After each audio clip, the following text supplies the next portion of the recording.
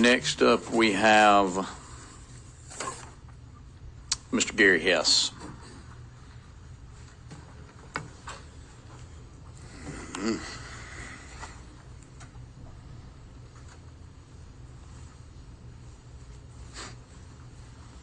feel like I'm on a timer. Does the clock start when you hear my voice? Yeah. You are on the timer, Mr. Hess. Yeah. Once again, I'm not special interest. My name's Gary Hess. I'm 43 years old.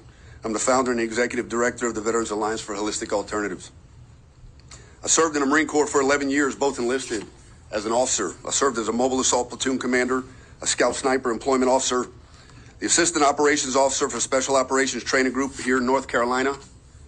I was later recruited by the CIA Special Operations Group and eventually walked away from all of it. In March of 2005, while conducting route security, my lead vehicle was hit with a suicide vehicle-borne improvised explosive device.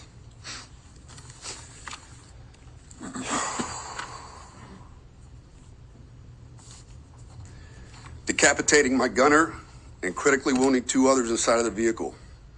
Two of the three Marines inside that vehicle who have survived have since taken their own lives. In July of 2005, while conducting urban operations along the Iraq and Syrian border, we were again targeted with a complex attack.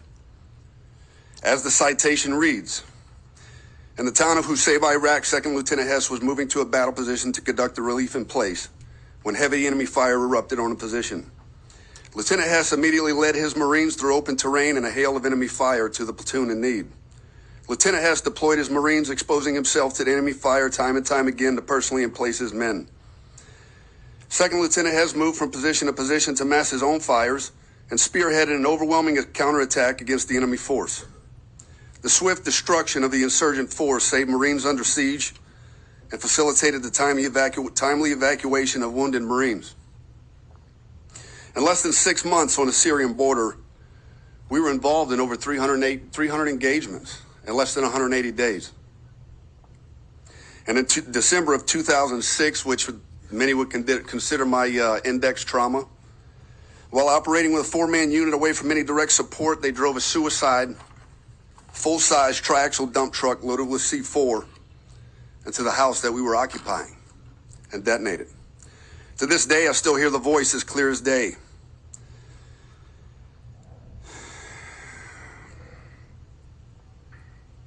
Josh is dead, sir.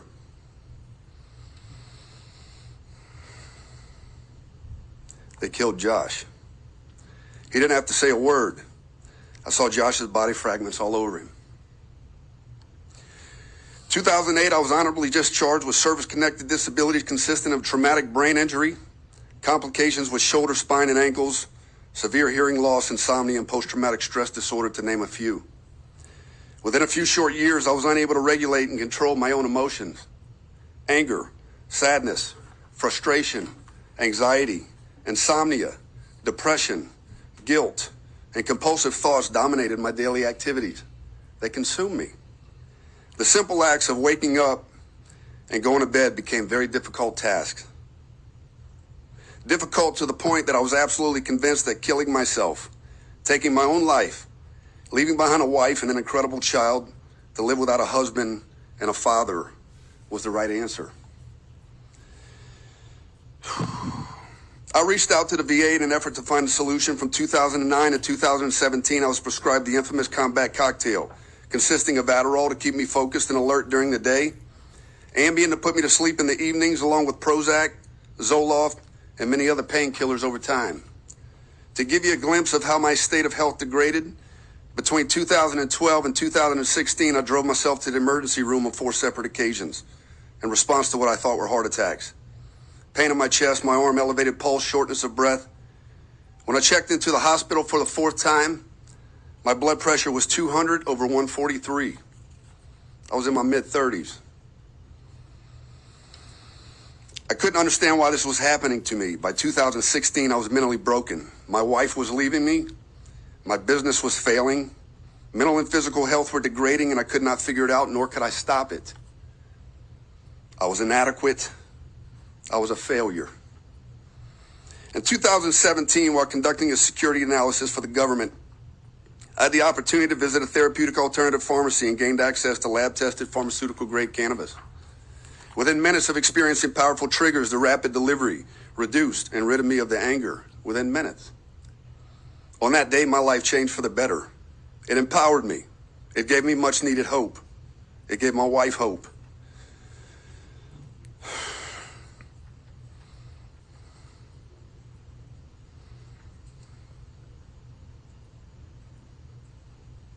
It gave Lincoln,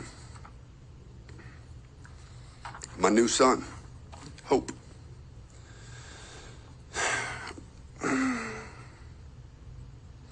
As I integrated medical cannabis daily through a series of microdosing, I was able to start engaging in necessary conversations to begin a proactive recovery process. It reduced the muscle tension in my body. It helped ease the pain immediately.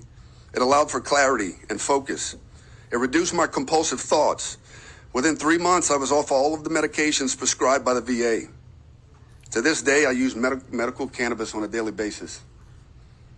Here's the sad truth, is that if I continued to rely on the VA and the Western model of medicine, I would not be here today. I would love to sit here and tell you that it's only me, and it's a unique story, and overcoming insurmountable odds, but it's not. Other veterans en masse have chosen plants over pills, and in many cases still have to source it illegally to find balance in their lives. This is not only a veteran problem. There are thousands of North Carolina families that suffer from cancer, Parkinson, epilepsy. This bill will provide them with the relief that they deserve. The truth is that the medical efficacy of this plant cannot be denied.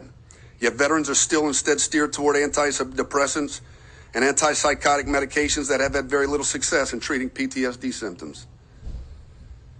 In the last 15 years alone, we have lost more veterans to suicide than were lost in combat during the entire Vietnam War. In the last 20 years, there have been over 1 million overdoses on prescription medications. To date, just as my platoon sergeant, Gunnery Sergeant Ross, said, I've lost more Marines to suicide than I have in combat. Yet medical cannabis is still being withheld from so many North Carolinians in need, including the veteran community.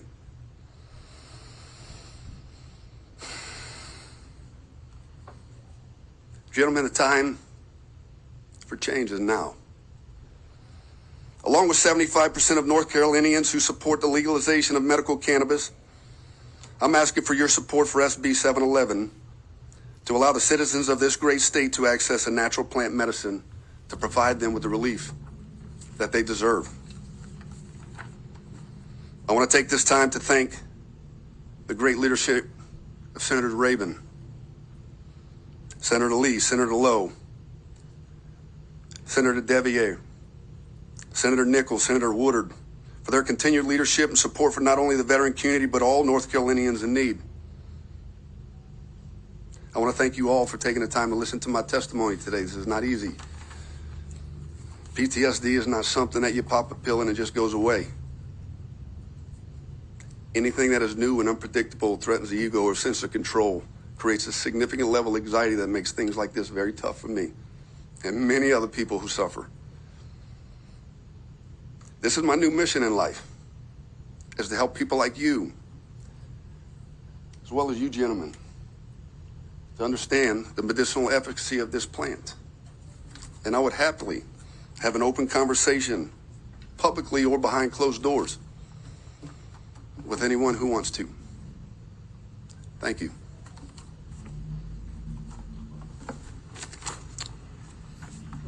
Thank you, sir. We do have some other bills that are on the calendar today. This is for discussion only.